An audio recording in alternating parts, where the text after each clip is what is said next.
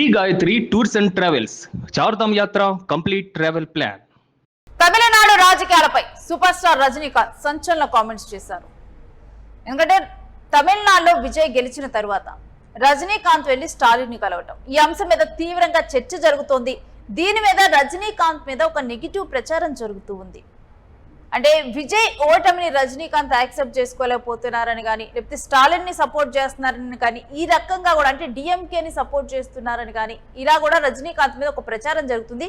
దీని మీద press meet పెట్టి సంచలనమైన కామెంట్స్ చేశారు. తాను స్టాలిన్ ని కలవటంలో ఎలాంటి రాజకీయ దురుద్దేశం లేదంటూ రజనీ చెప్పారు. ఎందుకంటే స్టాలిన్ నాకు మంచి స్నేహితుడు, అందుకనే పరామర్శించేందుకు వెళ్ళానంటూ రజనీకాంత్ చెప్పాడు.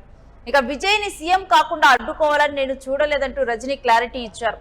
ఎప్పుడైతే స్టాలిన్ ను ఇటు రజనీకాంత్ వెళ్లి కలిశారో విజయ్ అప్పటికి కూడా ప్రమాణ స్వీకారం చేయలేదు. అంటే ప్రమాణ స్వీకారం చేయకుండా ఉండేందుకు రజనీకాంత్ అడ్డుకుంటున్నారంటూ కూడా విజయ్ విషయంలో ఒక ఆరోపణ రావటం జరిగింది. దీని మీద కూడా విజయ్ ని సీఎం కాకుండా అడ్డుకునేందుకు తాను చూడలేదని, అలాంటి నీచ రాజకీయాలు చేసే వ్యక్తిని తాను కాదంటూ రజనీకాంత్ మాట్లాడారు. ఇక రాజకీయాలకు నాకు ప్రస్తుతం ఎలాంటి సంబంధం లేదంటూ రజనీకాంత్ చెప్పారు. ఒకవేళ కమల్ హాసన్ సీఎం అయితే అసూయ పడతా అంటూ రజనీకాంత్ మాట్లాడారు. అంటే కమల్ హాసన్ తాను సమఉజ్జీలమని, ఇప్పుడు విజయ్ తనకన్నా కానీ తక్కువ వయసు, అంటే విజయ్ నాకు సమఉజ్జి అనుకోవటం లేదంటూ రజనీకాంత్ ఇక్కడ వ్యాఖ్యానించడం జరిగింది. ఇక తనకి విజయ్కి ఉన్నటువంటి వయసు వ్యత్యాసాన్ని, 25 ఏళ్ల వయసు వ్యత్యాసాన్ని తాను గుర్తు చేశారు. మనకి తెలుసు, అంటే రజనీకాంత్ కూడా పొలిటికల్ గా వస్తారు, తాను పార్టీ పెడతారు అని చెప్పి భావించిన సమయంలో కొన్ని ఆరోగ్య కారణాల రీత్యా కూడా ఇక తాను పార్టీ పెట్టనంటూ కూడా రాజకీయాల్లోకి తాను రానంటూ రజనీకాంత్ క్లారిటీ ఇచ్చారు. అప్పటి నుంచి తాను ఎప్పుడు కూడా రాజకీయాల నుంచి ప్రస్తావించడం కానీ ఇలాంటివి చేయలేదు. కాకపోతే ఇప్పుడు స్టాలిన్ ఓడిపోయిన క్రమంలో కూడా స్టాలిన్ తనకు ఒక మిత్రుడు అనే ఒక ఉద్దేశంతో తాను వెళ్లి స్టాలిన్ ని పరామర్శించడం జరిగింది. కానీ దీని మీదే విజయ్ ని అడ్డుకుంటున్నాడు రజనీకాంత్ అంటూ వార్తలు రావటం జరిగింది.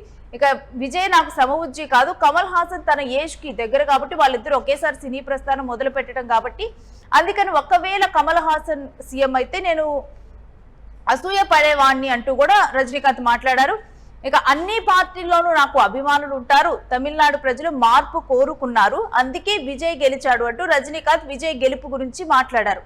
ఇక పార్టీ పెడితే నేను కూడా ఖచ్చితంగా గెలిచేవాడినట్టు రజనీకాంత్ చెప్పడం జరిగింది.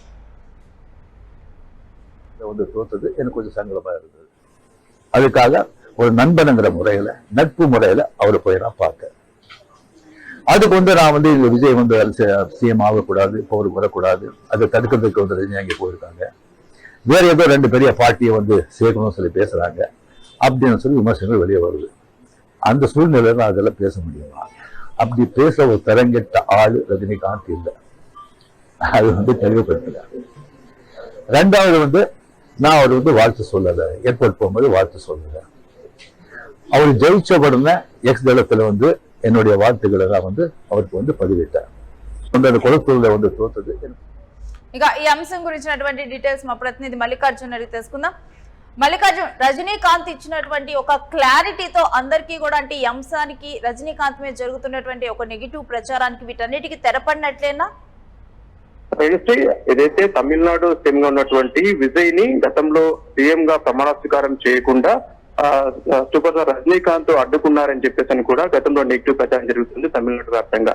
ఈ నేపథ్యంలో కూడా రజనీకాంత్ ప్రెస్ మీట్ పెట్టి సంచలనమైనటువంటి వ్యాఖ్యలు చేశారని మనం చెప్పుకోవాలి. ఎందుకంటే తను విజయ్ సీఎం కాకుండా ఏ మాత్రము అడ్డుకోలేదు అని చెప్పేసి కూడా ఆయన ప్రెస్ మీట్ పెట్టి చెప్తున్న పరిస్థితి. ఎందుకంటే అలాంటి నీచ రాజకీయాలు తాను చేయను అని చెప్పేసి కూడా రజనీకాంత్ చెప్పారని చెప్పవచ్చు. ఒకవేళ కమల్ హాసన్ కనుక సీఎం అయితే నేను ఖచ్చితంగా అసూయపడేవాడిని, ఎందుకంటే వయసులో తనకంటే విజయ్ చాలా 25 సంవత్సరాల చిన్నవాడు కాబట్టి అతను ముఖ్యమంత్రి అయితే నేనెందుకు అసూయపడతాను, నేనెందుకు అడ్డుకుంటాను అని చెప్పేసి కూడా ఆయన వ్యాఖ్యలు చేయడం జరిగిందని చెప్పవచ్చు. అయితే తమిళనాడులో అంత చిన్న వయసులో ఉన్నటువంటి వ్యక్తి కూడా పోటీదారు ముఖ్యమంత్రి అయితే తమిళనాడులో ఉన్నటువంటి సినీ ప్రముఖులు కావచ్చు, చాలా మంది కూడా శుభాకాంక్షలు తెలిపినటువంటి సందర్భాలను మనం చూస్తాం. అదేవిధంగా పక్క రాష్ట్రం తెలుగు రాష్ట్రాల్లో ఉన్నటువంటి ఇప్పుడు చిరంజీవి కావచ్చు, ప్రముఖులు చాలా మంది కూడా విజయ్ అక్కడ ముఖ్యమంత్రి అయ్యారని చెప్పేసి కూడా ఫోన్ చేసి శుభాకాంక్షలు తెలిపారు. కానీ అక్కడ తమిళనాడులో అదే సినీ నటుడుగా ఉంటూ ఒక రేంజ్ సంపాదించినటువంటి రజనీకాంత్ మాత్రం ఏదైతే టీవీకే చీఫ్ విజయ్ ముఖ్యమంత్రి అయిన తర్వాత కనీసం శుభాకాంక్షలు కూడా చెప్పలేదని చెప్పవచ్చు. గతంలో అనేక సందర్భాల్లో ఆయన పార్టీ పెట్టాలనుకున్నాడు, పార్టీ మీటింగ్ కూడా ఏర్పాటు చేసుకున్నాడు, కానీ ముఖ్యమంత్రిగా అంటే బయటికి రావడానికి, రాజకీయాలు రావడానికి వెనుదిరిగినటువంటి సందర్భాలు మనం చూసాం. అతి చిన్న వయస్సుడైనా కూడా పూర్తి స్థాయిలో విజయ్ ఎంతో చాకచక్యంగా పార్టీని స్థాపించి 2 సంవత్సరాల 2 నెలల్లోనే తన అధికారంలోకి రాగలిగినాడు. ఈ నేపథ్యంలో కూడా విజయ్ ఏదైతే తమిళనాడు రజనీకాంత్ ఎవరైతే ఉన్నారో ఇతను స్టాలిన్ కలవడం వెనుక, అంటే ఇప్పుడు ఓడిపోయిన తర్వాత స్టాలిన్ ని కలిసాడని చెప్పొచ్చు రజనీకాంత్. ఈ నేపథ్యంలో కూడా స్టాలిన్ కలిసినాడు కాబట్టి విజయ్ యొక్క ఏదైతే సీఎం కాకుండా అడ్డుకున్నారు అని చెప్పేసి కూడా గతంలో ఆరోపణలు వచ్చాయి. అంటే కేవలం స్టాలిన్ ఎన్నికల్లో ఓడిపోయాడు కాబట్టి నేను పరామర్శించడానికి మాత్రమే ఆయన దగ్గరికి వెళ్ళాను, ఆయనతో నాకు ఎప్పటి నుంచో సన్నిహిత సంబంధాలు ఉన్నాయి కాబట్టి నేను ఆయన పరామర్శించడానికి అక్కడికి వెళ్ళాను తప్ప వేరే రాజకీయ దురుద్దేశం లేదు అని చెప్పి కూడా పూర్తి స్థాయి ఈ రోజు ఒక ప్రెస్ మీట్ పెట్టి ఇక్కడ వ్యాఖ్యలు చేసినటువంటి సందర్భాన్ని చూస్తున్నాం.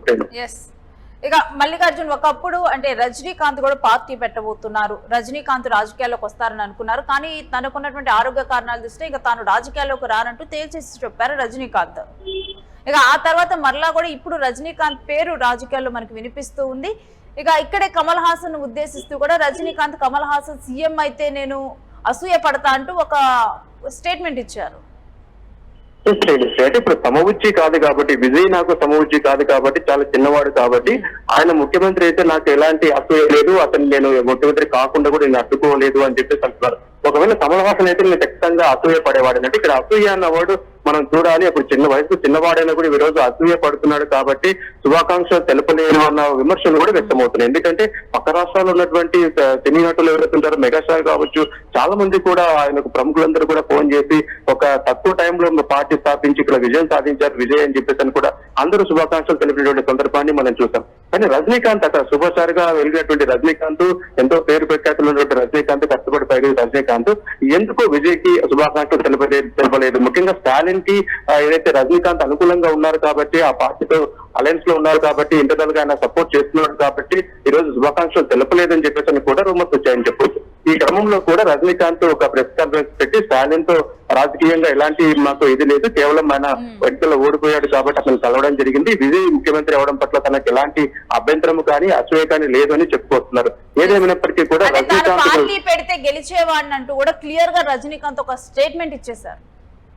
అనేక సందర్భాల్లో కూడా ఆయన పార్టీ పెట్టాలనుకోండి బహిరంగ సభలు కూడా ఏర్పాటు చేసుకున్నాడు. ఆ వేదిక నుంచి కూడా పార్టీ స్థాపించబోతున్నాం, పార్టీ పేరు కూడా ప్రకటించబోతున్నారని చెప్పేసి కూడా సంచలనంగా చాలా మీటింగ్స్ లో కూడా ఆయన సిద్ధం చేస్తున్నారని చెప్పవచ్చు. ఈ నేపథ్యంలో కూడా మీటింగ్ ఏర్పాటు చేసుకున్న తర్వాత కూడా ఆయన వెనుక తగ్గినటువంటి పరిస్థితి. ఎందుకంటే తన అనారోగ్యం, నాకు సరిగ్గా ఆరోగ్యం లేదు, సరిగ్గా అనారోగ్యం ఉంటుంది కాబట్టి ఈ నేపథ్యంలో పార్టీని నడిపిస్తానా లేదా అని ఒక సందిగ్ధత ఉంది కాబట్టి ఈ నేపథ్యంలో కూడా అనేక సందర్భాల్లో ఫ్యాన్స్ చాలా ఓడించారని చెప్పవచ్చు రజనీకాంత్. నేను పార్టీ పెడుతున్నా, ఖచ్చితంగా రాజకీయాల్లోకి వస్తున్నానని చెప్పేసి కూడా అనేక సందర్భాల్లో ఆయన ప్రకటన చేయడము, ఆ తర్వాత వెనక్కి వెళ్ళడం జరుగుతుంది. ఇప్పుడు విజయ్ ముఖ్యమంత్రి అయిన తర్వాత తాను కూడా పార్టీ వీడి ముఖ్యమంత్రి అయ్యేవాడిని చెప్పేసి కూడా అంటున్నారు. అది ఆరోగ్య కారణాలు కావచ్చు, ఇతర భయం ఏముందో తెలియదు కానీ పూర్తి స్థాయిలో రజనీకాంత్ ముందుకు రాకుండా, తను ఎన్నికల్లో విజయం సాధించకుండా, తను ఎన్నికలకు రాకుండా కూడా ఇప్పుడు విజయ్ ముఖ్యమంత్రి అయ్యారు కాబట్టి ఈ నేపథ్యంలో బయటికి రావటము, స్టాలిన్ ని కలవటము, ఈ తెర వెనుక రాజకీయం ఏదైతే జరుగుతుందో దీని పట్ల కూడా తమిళనాడు ప్రజలు కూడా ఆయన అభిమాన నటుడే అయినప్పటికీ కూడా విజయ్ పట్ల వ్యవహరించినటువంటి తీరు ఏదైతే ఉందో దీన్ని